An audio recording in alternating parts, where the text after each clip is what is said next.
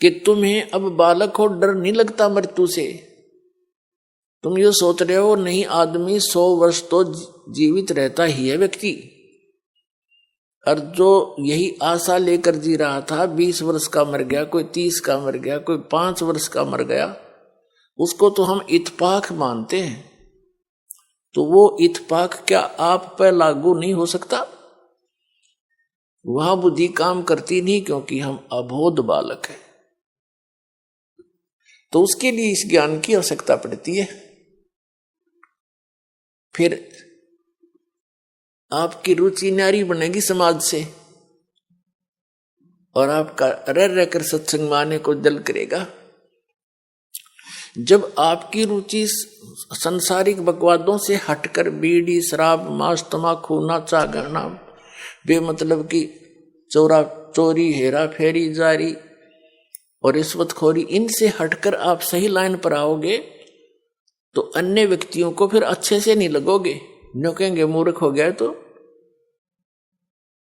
जब कोई विभाग में कार्य कर रहा व्यक्ति है और वो अपनी बुराई छोड़ देता है, रिश्वत लेना भी त्याग देता है, तो अन्य उसके साथी जो पहले जिस रंग में वो रंगा हुआ था उसी में वो तभी है, वो मजाक बनाते हैं, बुद्धि भ्रष्ट होगी इसकी, ये रिश्वत भी ना लेता, शराब भी छोड़ दी, बीड़ी भी ना पीता, तीसरे दिन सत्संग में जा है, मूर्ख है। तो परमात्मा कहते हैं जो भगवान के ज्ञान से अपरिचित हैं उनको तो हम मूर्ख दिखे, और हम न वह कति मूर्ख दिखे। वो किस आशा को लेकर जी रहे हैं? बिन उपदेश अचंभ है क्यों जीवत है प्राण, और भक्ति बिना कहाँ ठोर है ये नर नाही पाषाण। भक्तों की दृष्टिकोण तो ये बन जाता है कि बिन उपदेश अचंभ है, जो जिन्होंने नाम नहीं ले रखा, ज्ञान नहीं सुन रखा, अचंभ है, आश्चर्य है, वो क्यों जीवित हैं, किस लिए जी रहे हैं, वो क्या आशा लिए बैठे हैं। और भक्ति बिना कहाँ ठोर है, ये नर नहीं, ये तो पत्थर है। अब फिर क्या बताते हैं कि संत भक्त जब इस बात से परिचित हो जाते हैं, परमात्मा के ज्ञान पर दृढ़ हो जाते हैं, वो संसार की दृष्टि में मूर्ख दिखाई देते हैं। उनके विषय में परमेश्वर क्या बताते हैं? अकल अलूणे दीखते, ये सर्व अकल के मूल, सदा रटे हरि नाम को ये झूल ले अनहद झूल। संसार को जो ये अकल अलूणे दिखते हैं, अकल अलूणे माने बिना अकल के आदमी, और ये तो सर्व अकल के मूल, ये सभी बुद्धि के, अकल के, ज्ञान की जड़ है इनके पास, इन्हें सब कुछ जान लिया। और लोग इसने अकल अलूणे के हैं, बिना अकल के सत्संग में जाते हैं, पैसा बर्बाद करते हैं, काम छोड़ देते हैं, हर दो सारा दिन वही घर पे रहते हैं, सारा कुछ, सारा जीवन उसी पर लगा देते हैं। एक झटका लगते ही 50,000 की हानि हो जाती है, कोई भैंस मर जाती है, फसल नष्ट हो जाती है, कोई बच्चा बीमार हो जाता है, वो गया सारा कमाया। और हम परमात्मा की शरण में आएंगे, ये घटनाएं बचेंगी हमारी, तो हमें तो लाभ हो यार, परमात्मा मिलेगा वो अलग से लाभ हमारे को। तो कहने का भाव ये है कि वो वहां पर रहते हैं और तो भी हानि हो जाती है, और परमात्मा की शरण में जो आते हैं, सच्चे दिल से चलते हैं, उनके वारे न्यारे होया करें। जब भक्ताएं कहानी होगी फिर भक्ति कौन करेगा? जरूरत नहीं फिर भक्ति की, आगे खड़ा पाओगा परमात्मा। बहुत से ऐसे प्रमाण हैं, लेकिन हम उनको थोड़ा सा अवॉइड ही कर लेते हैं कि ऐसा तो वैसे भी हो गया होगा, ऐसा हो गया होगा। एक भक्त बता रहा था जी, मैं उधर से तो सत्संग का समय आ गया और खेत में सिंचाई भी करनी अनिवार्य थी,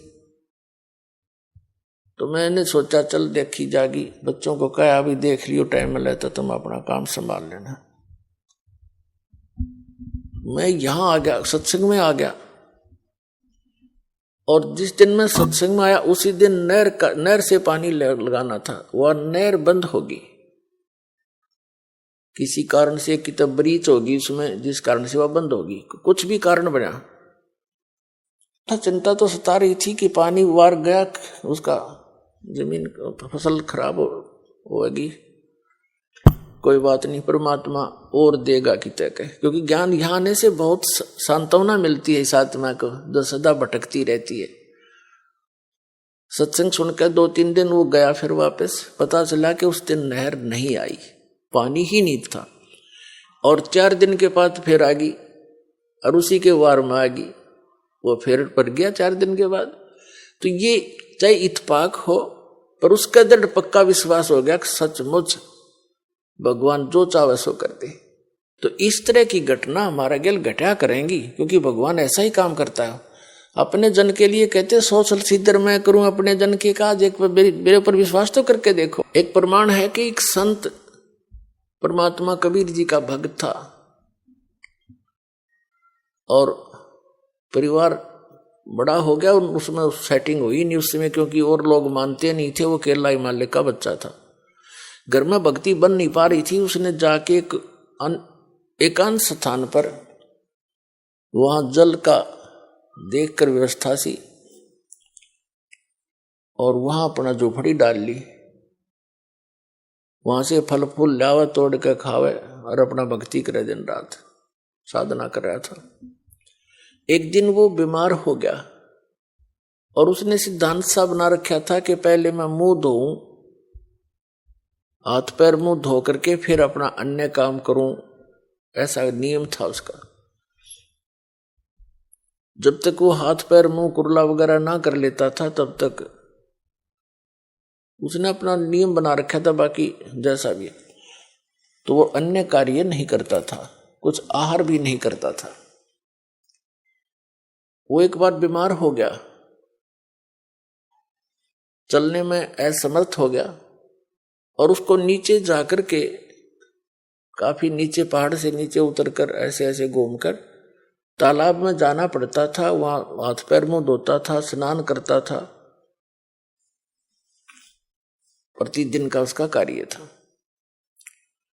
उस दिन वो ऐसा नहीं कर पाया, तो उसने बहुत चिंता बनी, और कसक के साथ मालिक को याद किया, है परमात्मा, आज तक आपने इस दास को कभी भी ऐसे नहीं रहने दिया। आज मैं विवश हो गया, और मैं हाथ पैर मुंह नहीं धो सकता, मैं कुछ खाऊं भी नहीं गा। ये सोचकर उसने दृढ़ निश्चय करके अपना लेट गया। 1 दिन बीता, 2 दिन बीता, 3 दिन, तीसरे दिन देखा परमात्मा ने कि शायद ये अट्ठी आदमी पर भगत सच्चा है। बाकी इस तरह की आंट लानी नहीं सी ये भगत ने। फिर भी क्या किया मालिक ने, इतनी वर्षा कर दी, इतना पानी बरसा दिया, कुछ ही समय में पूरी पृथ्वी पर जल हो गया।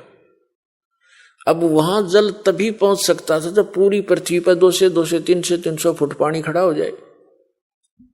वो जहां उसकी झोंपड़ी थी पहाड़ के किनारे के ऊपर, वहां तक जल जब जा सके था उसके, और वो उठ के चल नहीं सकता, तो सब जगह भर दिया, कति फुल कर दिया। पानी उसकी झोंपड़ी के पास आकर किनारे पर डट गया, जिससे उसके हाथ जा सके। उसने देखा हो भगवान ने बड़ी दया करी, हाथ पैर मुंह धोया, कुछ खाया पिया। खाने पीने के बाद उसकी चेतना ठीक हुई, उसने देखा सारा जल ही जल। बोले फिर वो रोने लग गया दूसरी तरफ से, भगवान मुझ नीच के कारण सारी दुनिया मर गई। हे परमात्मा, मैं पाप का भागी बन गया दाता, अब मुझे जिया नहीं जागा, ये पाप देखा नहीं जागा। फिर वो दूसरी तरफ से रोने लग गया। 2 सेकंड के बाद परमात्मा ने क्या कर दिया, एज इट इज, जो जहां भी काम कर रहा था, जैसे परिवार था, न्यू का न्यू, और पानी के आसपास की तो निशान भी नहीं, और वो छक्या बैठा।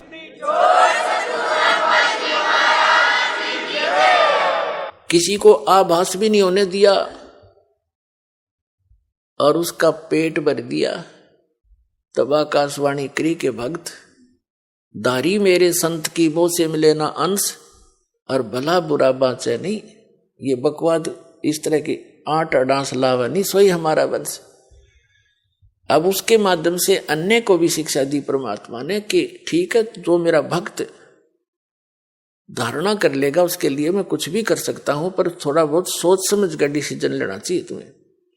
तो क्या बताते हैं आदरणीय गरीबदास साहिब जी अपने कबीर परमात्मा के विषय में बताते हैं कि मौला थल से जल करे और जल से थल कर देत, और साहेब तेरी साहेबी अब श्याम कहूं सवेत। क्या बताते हैं कि वो मौला कबीर परमात्मा पूरी पृथ्वी पर 1 सेकंड में जल भर दे और दूसरी सेकंड में वैसा ही कर दे, उसी तरह जैसे जो जहां बैठा था एज इट इज पूरा समस्त परिवार सारा काम नो कर सकता है। वो परमात्मा इतना समर्थ है। फिर कहते हैं कि हे साहेब तेरी साहेबी, हे परमात्मा आपकी लीला को अब श्याम कहूं सवेत।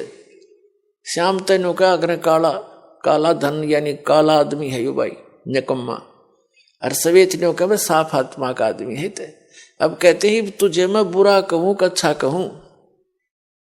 कहते हैं मौला थल से जल करे और जल से फिर थल कर देत, फिर उसा कर दिया उसने सब कुछ मिटा दिया और फिर जो का त्यों बना दिया। नो कहे साहेब तेरी साहेबी, ये परमात्मा तेरी लीला ने इब काली कहूं सफेद, तने बुरा बताऊं का अच्छा। यानी ये परमात्मा वो समर्थ है कि तू गलत कर ही नहीं सकता। अगर तेरे पर कोई निश्चय करके रहता है तो 100 आपत्तियां आती दिखेंगी, ऐसे फेंक देगा ठाके कि तो खोजी नहीं मिले।